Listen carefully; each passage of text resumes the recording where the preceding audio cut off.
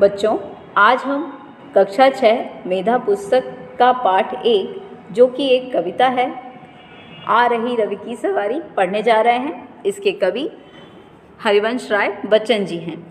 इस कविता में कवि ने प्रातः काल के सुंदर मनोहर चित्र का चित्रण किया है अपने शब्दों में।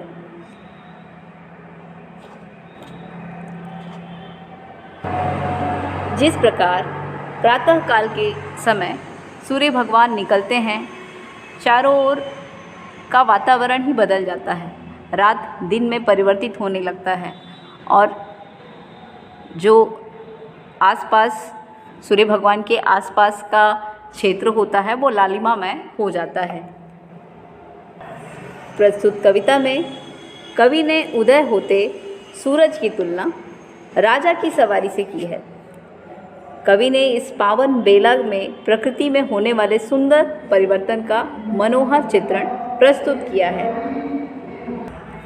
कविता को पढ़ने से पहले थोड़ा हम कवि के बारे में जान लें। हिंदी साहित्य की छायावादी धारा के प्रमुख स्तंभों में से एक हरिवंश राय बच्चन का जन्म प्रतापगढ़, उत्तर प्रदेश जिले के बाबूपट्टी नामक गांव में 27 नवंबर 1907 को हुआ था। बच्चन जी की रचनाओं में मधुशाला, निशा निमंत्रण, एकांत संगीत, दो चट्टानें और नीड़ का निर्माण फिर आदि का नाम प्रमुखता से लिया जाता है। उन्होंने चिड़िया का घर, काला कौआ, सबसे पहले और आ रही रवि की सवारी जैसी लोकप्रिय बाल कविताएं भी लिखी हैं। बच्चन जी का निधन 18 जनवरी 2003 को हुआ था। हरिवंश राय बच्चन जी ने आ रही रवि की सवारी ये जो कविता लिखी है, इसमें सूरज के साथ साथ बादल और पक्षियों का भी मानवीकरण किया है। मानवीकरण का अर्थ आप समझते होंगे, निर्जीव वस्तुओं को भी मानव के रूप में प्रस्तुत करने का भाव। तो आइए हम इस प्रातः काल के सुंदर मनोहर दृश्य का वर्णन करती हुई कविता का आनंद लें। कविता को भावार्थ के साथ पढ़ना शुरू करें, ठीक है। आ रही रवि की सवारी, नव किरण का रथ सजा है, कलि कुसुम से पथ सजा है, बादलों से अनुचरों ने स्वर्ण की पोशाक धारी, आ रही रवि की सवारी। कवि हरिवंश राय बच्चन जी फर्स्ट स्टैंजा में इस पद्यांश में कह रहे हैं कि सूर्य भगवान की सवारी आ रही है, रवि की सवारी आ रही है। जैसे किसी राजा की सवारी आती है, वैसे ही सूर्य भगवान की सवारी आ रही है। ये प्रातःकाल के समय का वर्णन कर रहे हैं, जब सूर्य भगवान बादलों के बीच में से ऐसे उदित होते हैं, जैसे यहाँ पर दिखाया गया है। नव किरण का रथ सजा है, जैसे एक राजा का रथ अलग अलग चीज़ों से सजा रहता है, वैसे ही जो रवि महाराज हैं, सूर्य महाराज हैं, उनका रथ नव किरण अर्थात नई किरणों, नव का अर्थ यहाँ पर नई से है, नव किरण से अर्थात नई नई किरणों से सूर्य भगवान का रथ सजा हुआ है।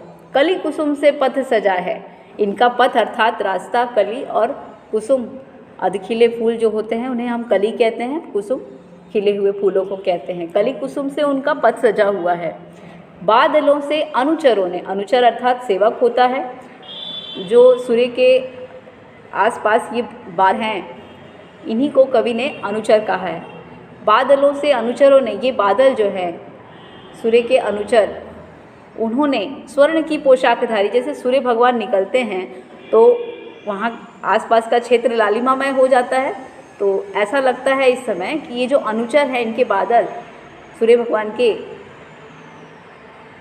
आसपास के रहने वाले जो बादल हैं, उन्होंने स्वर्ण की पोशाक धारण कर ली हो। कविता की इस पंक्ति को कवि ने पुनः दोहराया है, आ रही रवि की सवारी। अगली पंक्तियों को पढ़ते हैं।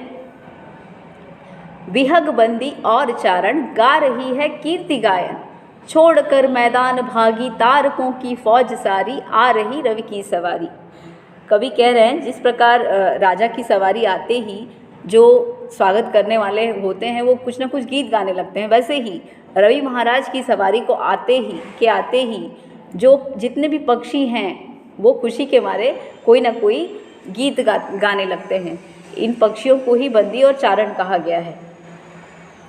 तो सुबह के समय आपने सुना ही होगा, जैसे ही सूर्योदय होता है सभी पक्षी कुछ ना कुछ अपने ध्वनि में गीत गाने लगते हैं। तो विहग बंदी और चारण गा रही है कीर्ति गायन, इसका यही अर्थ है। छोड़कर मैदान भागी, जैसे ही सूर्योदय होता है आसमान में जो तारों का समूह होता है वो अदृश्य होने लगता है।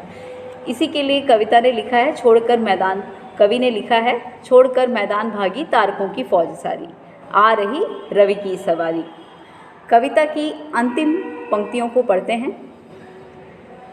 कवि कह रहे हैं, चाहता उछलूं विजय कह पर ठिठकता देख कर यह, रात का राजा खड़ा है राह में बनकर भिखारी, आ रही रवि की सवारी। कवि कह रहे हैं कि सूर्योदय के समय सूर्य भगवान को उदित होते हुए देखकर, सूर्य भगवान के रथ पर सवार होकर आते हुए देखकर मैं चाहता हूँ कि इसकी विजय मनाऊं, इसके लिए मैं खुशी से उछलूं, लेकिन मुझे थोड़ा यह देखकर दुखी हो जाता हूँ मैं कि ये जो रात का राजा है, रात का राजा चंद्रमा को कहा गया है, ये जो रात का राजा है वो राह में भिखारी की तरह खड़ा है। आप देखते हैं सूर्योदय के समय जब थोड़ी थोड़ी रोशनी हो जाती है तो जो चांद होते हैं आसमान में वो निस्तेज से दिखते हैं, उनमें वो तेज नहीं दिखता जो रात्रि के समय दिखता है। तो इसी दृश्य के लिए कवि ने लिखा है कि पर ठिठकता देखकर, मैं चंद्रमा की इस दशा को देखकर मैं स्तब्ध रह जाता हूँ, मेरे मन में थोड़ा सा क्षोभ हो जाता है और इसलिए मैं विजय का उत्साह नहीं मना पाता हूँ। तो रात का राजा खड़ा है राह में बनकर भिखारी, आ रही रवि की सवारी। कवि पुनः इस पंक्ति को दोहराते हुए कविता का समापन करते हैं कि रवि की सवारी आ रही है।